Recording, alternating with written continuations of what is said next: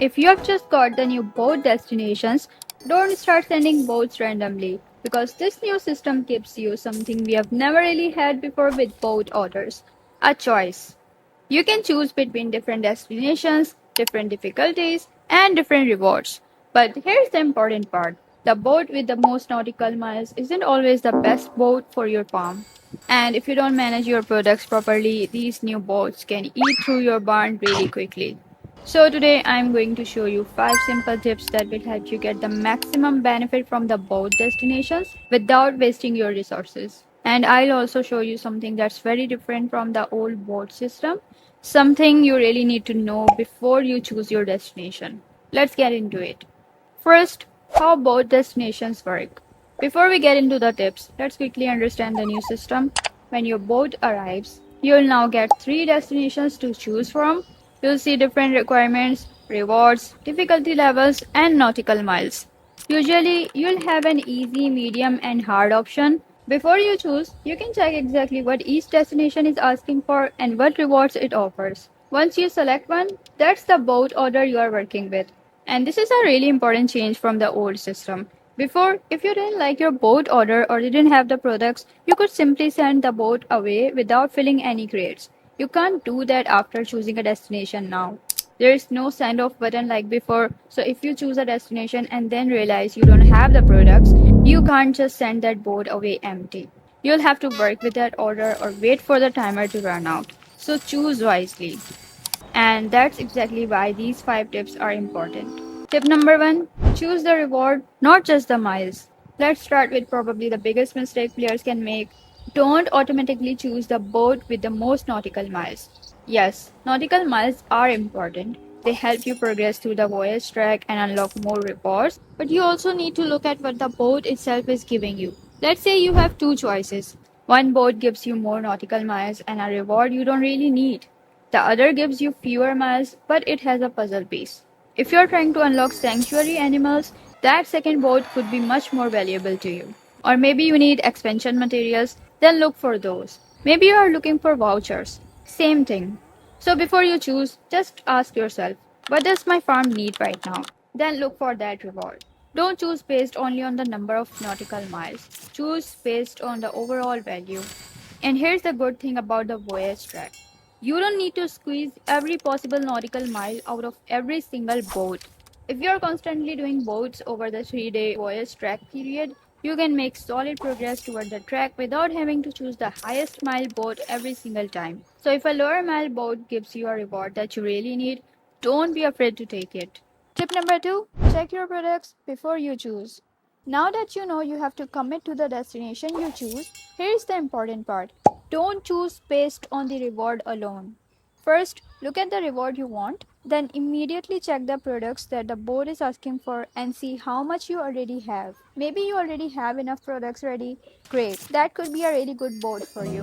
But if you look at the requirements and realize you barely have any of those products, stop and think before choosing it. Because now you might have to spend hours producing everything you need just to complete one boat. And honestly, that might not be worth it. So if one destination is going to take you hours of production, while another option is much easier for your farm, it is smarter to skip the difficult one and take the easier boat. You might not get the reward you want, but you are saving a lot of time and products, and you'll have another boat opportunity very soon. So before you tap a destination, take a few seconds and check. Those few seconds can save you a lot of resources and a lot of waiting later. Tip number 3, keep your machines running. Now this one is really important if you want to take advantage of the new boat system. Keep your machines running, and I mean as much as possible. Because with boats coming in roughly every 5 minutes, you can go through your barn really quickly if you are doing them constantly. Before you had much more time between boats. Now if you are actively completing boat after boat, you are constantly taking products out of your barn. So if your machines are sitting idle, you are going to run out of products very quickly. Don't wait for a boat to tell you what to make. If you have the ingredients and empty slots available in the machine, just make something. And it doesn't always have to be a difficult or expensive product. Whatever you can easily produce at that moment, just keep producing. And unlike before, having just a few products sitting in your barn isn't always going to be enough.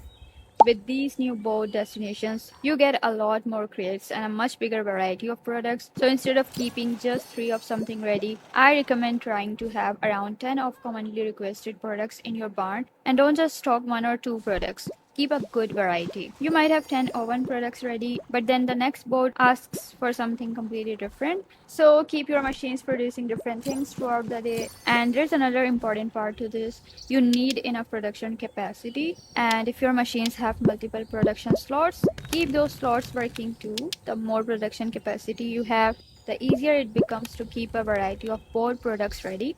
Because now, when those 3 destinations appear, you don't want to be thinking, I don't have anything for this boat. You want to be thinking, okay, which one of these 3 works best for me? So keep your machines running, keep a variety of products ready, and build your inventory before you need it. Tip number 4, use help but don't wait around. Here's another really useful strategy. Let's say you have already chosen your boat and you are almost finished, but you are missing 1 or 2 products. Don't panic. First, start making those products on your farm. At the same time, put in a help request and see if another player can help you. Basically, do both things at once. We still have 18 hours to complete the boat, so don't just sit there waiting for someone to help. And don't immediately give up on the boat either. Start making the product yourself so it's on the way.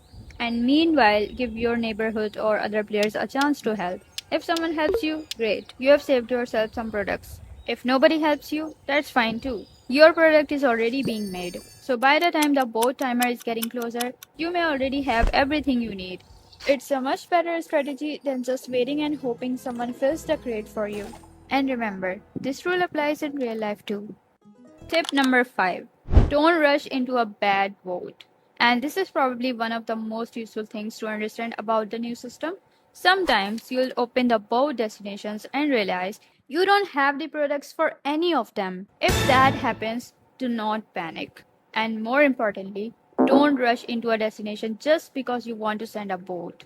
You actually have 2 options here. You can shuffle the destinations for 1 diamond, or you can simply leave them there and use your time to prepare your farm before choosing. Personally, I wouldn't spend a diamond.